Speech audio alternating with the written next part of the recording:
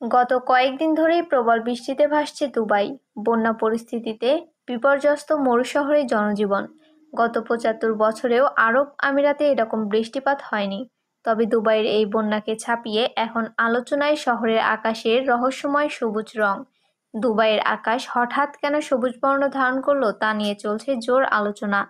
একটি ভাইরাল ভিডিওতে দেখা গেছে কালো মেঘে ঢাকা দুবাইয়ের আকাশ ধীরে ধীরে রং বদলে যেতে থাকলো এবং সবুজ রঙে ঢেকে গেল। হঠাৎ সবুজ রঙের আকাশ দেখে স্তম্ভিত হয়ে পড়েছিলেন শহরের বাসিন্দারা।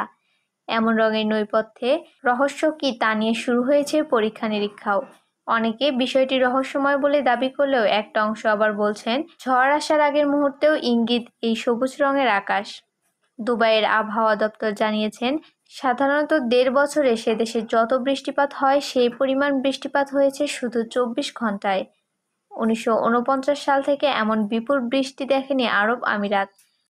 প্রবল বৃষ্টিতে শুষ্ক মরুঝড়ে অভ্যস্ত দুবাই শহরের চেনা ছবিটা পুরোপুরি পাল্টে গেছে। বৈজ্ঞানিক পদ্ধতি ব্যবহার করে দুবাইয়ের কৃত্রিম উপায়ে বৃষ্টিপাত বা কাউন্ট সিডিং শুরু হয়েছিল ২০০২ সালে। সেখানে এত কম সময়ের মধ্যে এতটা বৃষ্টি দেখে বিস্মিত হয়েছে দুবাইবাসী। বিশ্ব উষ্ণায়নের ফলে আবহাওয়ার এই পরিবর্তন বলে মনে করছেন পরিবেশবিদরা। সুবর্ণা আশরাফিয়া।